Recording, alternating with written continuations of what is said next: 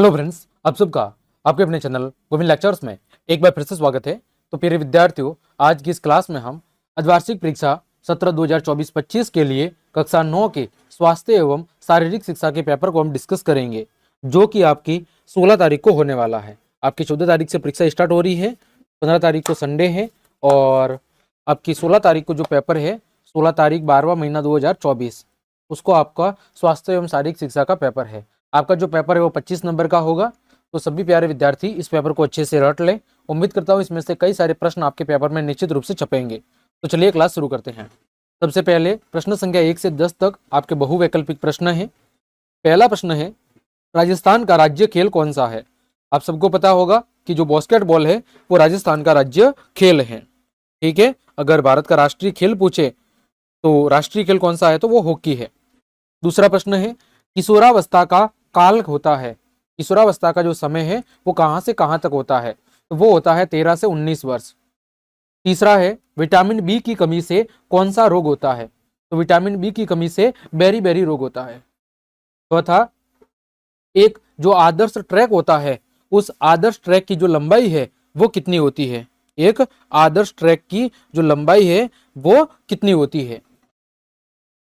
तो इसका सही उत्तर क्या होगा कि आदर्श ट्रैक की जो लंबाई है वो होती है 400 मीटर।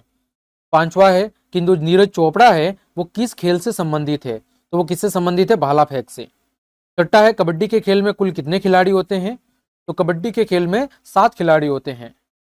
आगे बात करें, सातवां, समस्त खेलों की जननी किसे कहा जाता है, तो जो एथलेटिक्स है उसको समस्त खेलों की जननी कहा जाता है।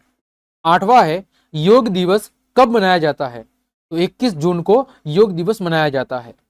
नौवां, खून की कमी से कौन सा रोग होता है, तो खून की कमी से एनीमिया रोग होता है। 10वां, खेल दिवस मनाया जाता है, तो खेल दिवस अब कब मनाते हैं वो आपको बताना है। तो जो आपका खेल दिवस है वो मनाया जाता है 29 अगस्त को। कब मनाया जाता है, 29 अगस्त को खेल दिवस मनाया जाता है। आगे बात करें 11वां प्रश्न, संतुलित भोजन किसे कहते हैं, तो ऐसा भोजन जिसमें शरीर की आवश्यकता के अनुसार सभी पोषक तत्व, कार्बोहाइड्रेट, प्रोटीन, वसा, विटामिन, जल और खनिज लवण पर्याप्त मात्रा में उपलब्ध हो, ऐसे भोजन को हम संतुलित भोजन कहते हैं। फिर प्राथमिक उपचार क्या है, तो किसी भी दुर्घटना स्थल पर जो डॉक्टर तक मरीज को पहुंचाने से पहले जो उसका उपचार किया जाता है वही कहलाता है प्राथमिक उपचार। अगला है फ्रैक्चर क्या है, आप सबको पता है फ्रैक्चर क्या होता है।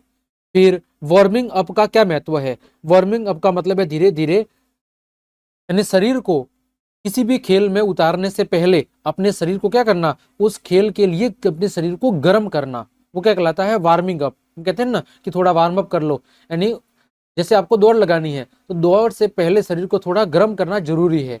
तो वो गर्म करने की जो प्रक्रिया होती है ताकि हमारा शरीर जो बॉडी है वो एक्टिव हो जाए, वो कहलाती है वार्मिंग अप। क्या कहलाती है, वार्मिंग अप कहलाती है। अगला प्रश्न है, लौना क्या है, क्या है लौना क्या है, ये मुझे एग्जैक्ट नहीं पता है, देख लेना आप। छठा फिर 16वां प्रश्न है कि डेंगू रोग कैसे फैलता है, तो डेंगू रोग ज्यादातर बारिश के समय फैलता है, क्योंकि बारिश के समय जगह जगह पर क्या होता है, पानी इकट्ठा हो जाता है और वहां पर गंदगी होती है। उस गंदगी के अंदर क्या होते हैं, आपके मच्छर फैलते हैं और उन मच्छर के काटने से क्या फैलता है, डेंगू रोग फैलता है। 17वां है, पूरक, रेचक और कुंभक किसे कहते हैं, पूरक, रेचक और कुंभक किसे कहते हैं। 18वां, व्यायाम करते समय कौन कौन सी हमें सावधानियां रखनी चाहिए, वो सावधानियां बतानी है। 19वां, निम्नलिखित खेलों में से किसी एक खेल का सचित्र वर्णन करो। हॉकी, अगर हॉकी का कर रहे हो तो हॉकी का खेल के मैदान का चित्र बनाना है, उसमें खिलाड़ी कितने होते हैं, उससे रिलेटेड शब्दावली क्या होती है वो लिखनी है। वॉलीबॉल का अगर लिख रहे हो तो वॉलीबॉल का कैसा ग्राउंड स्ट्रक्चर होता है, लंबाई चौड़ाई कितनी होती है, खिलाड़ी कितने होते हैं, प्रश्नावली क्या होती है, उससे रिलेटेड जो शब्दावली है वो क्या होती है।